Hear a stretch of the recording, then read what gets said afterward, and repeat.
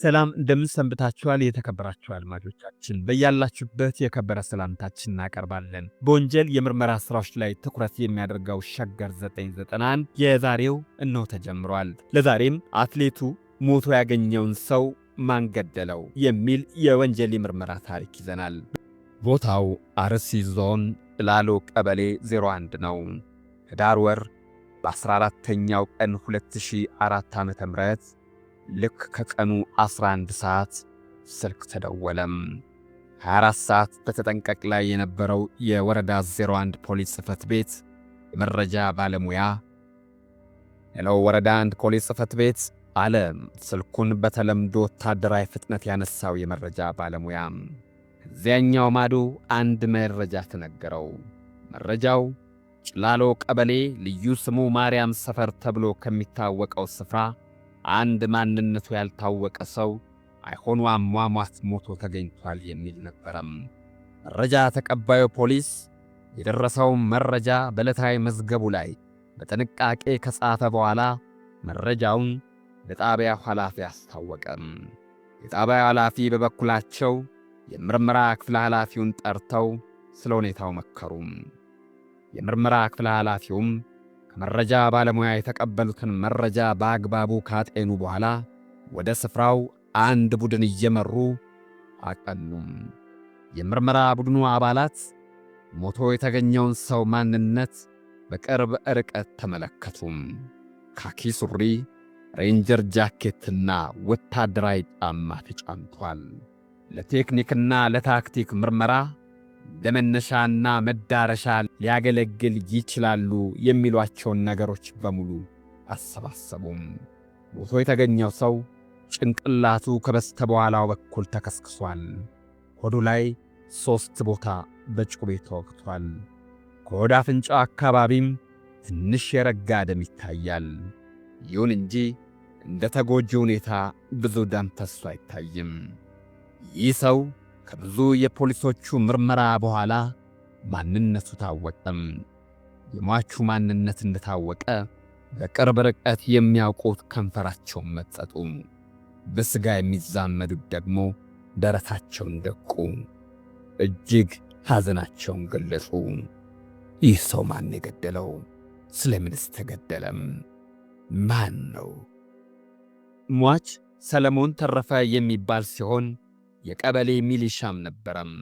ግለሰቡ በሕይወት ዘመኑ ከሰዎች ጋር በሰላምና በፍቅር ይኖር እንደነበረም የመንደሩ ሰዎች ምስክርነታቸውን ተናገሩ። ትዳር የሌለውና አንዲት የሥጋ ዘመዱ የሆነችና ሌላ ቦታ ተከራይታ አልፎ አልፎ እየሄደ የሚረዳትና የሚያግዛት ልጅ እንደሚቀርብም ሰሙ። ፖሊስ ሥራውን እየሠራ ነው። በዚህ ሰው ሞት አካባቢው ለቅሶ በለቅሶ ሆኗል። በለቅሶ ድምፆቹ መካከል የምርመራ ቡድኑ አባላት ከለቀስተኞቹ መካከል ሆነው መረጃ ያሰባስቡ ነበረም። ሁሉንም ነገር በንቃት ይከታተሉ ነበረም።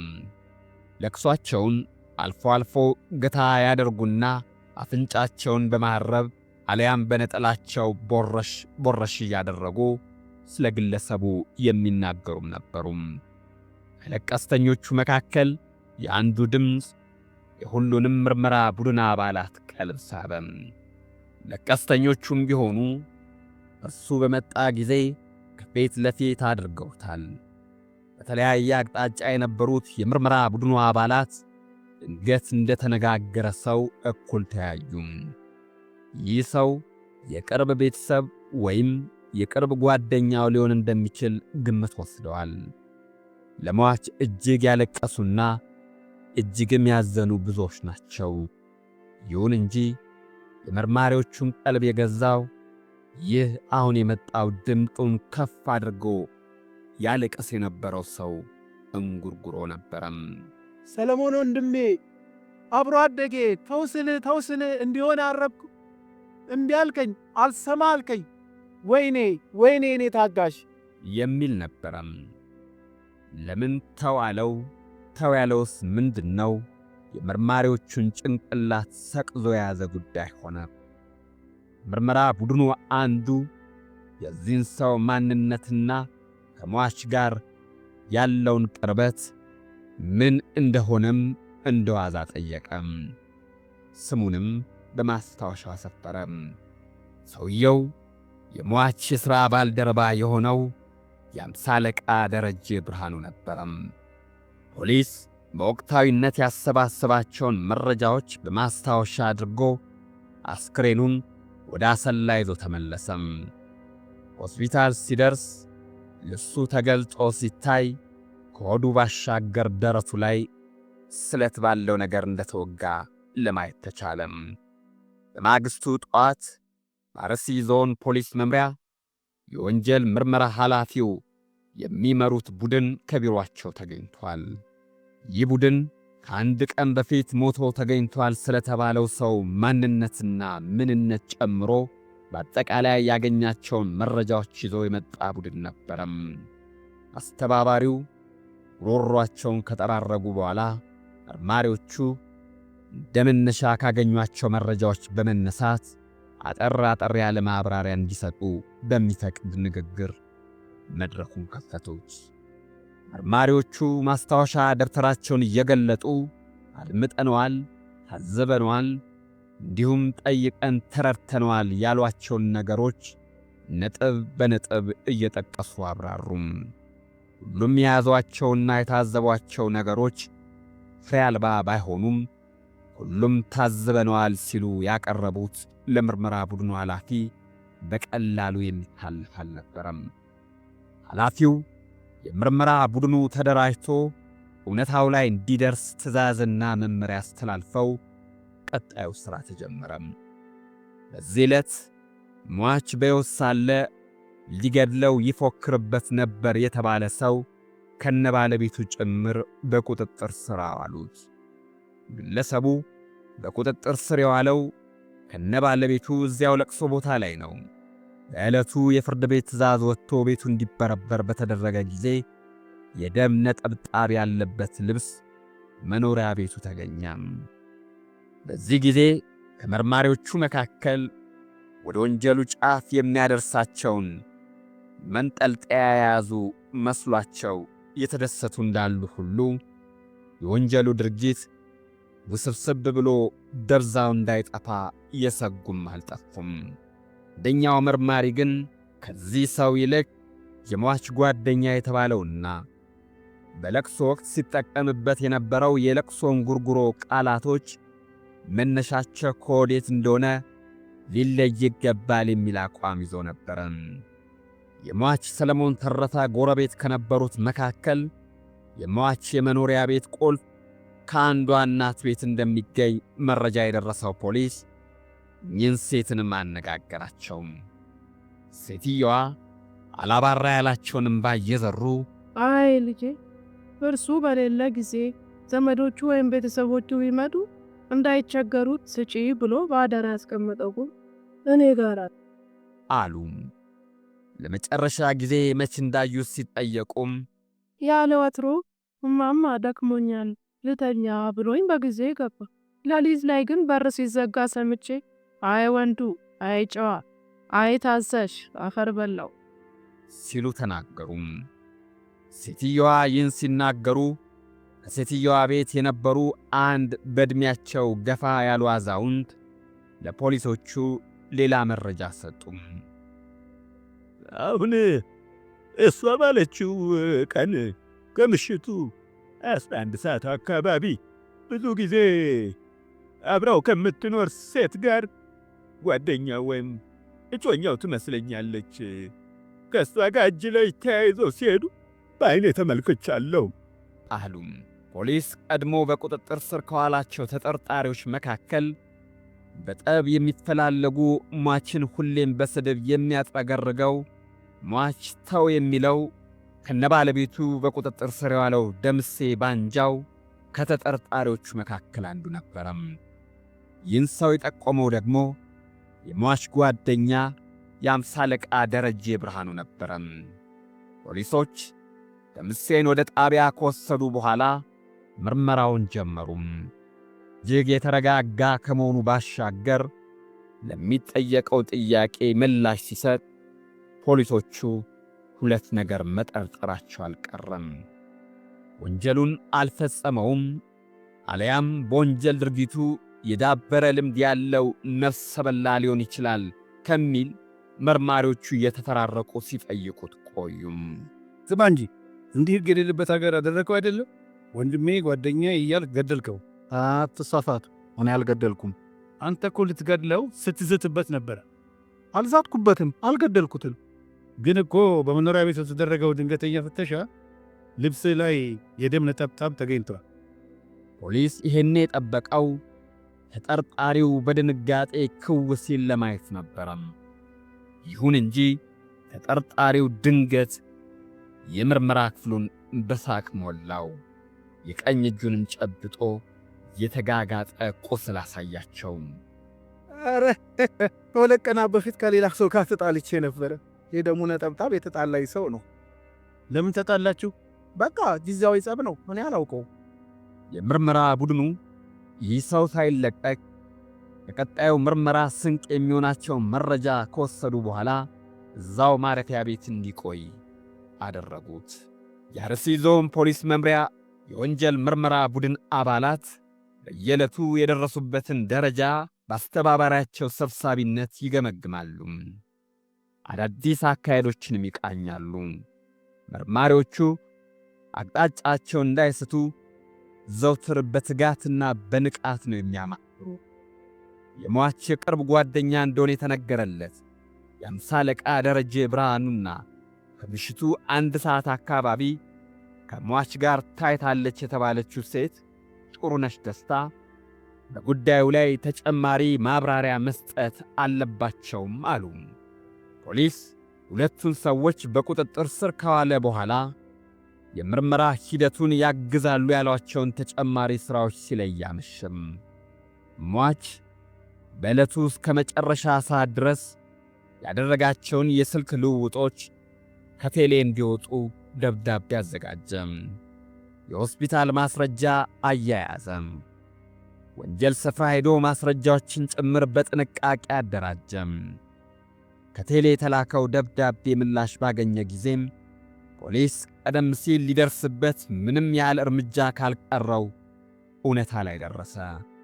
ምርመራ ቡድኑ አባላት ያገኟቸውን መረጃዎች በሙሉ በሚገባ ካደራጁ በኋላ ሟች ቁልፍ ያስቀምጥበት ከነበረው ቤት የተገኙትና የፖሊስ መረጃ የሰጡት ሽማግሌ የተናገሩትን መረጃ ይዘው ያቺ ከሟች ጋር ለመጨረሻ ጊዜ ታይታለች የተባለችውና ሟች በሕይወት ዘመኑ ያግዛት ይረዳት የነበረች ዘመዱ የሆነችውን ጥሩነሽ ደስታን ከተቀመጠችበት ለቅሶ ቤት በፖሊስ ተይዛ እንድትመጣ አደረገም።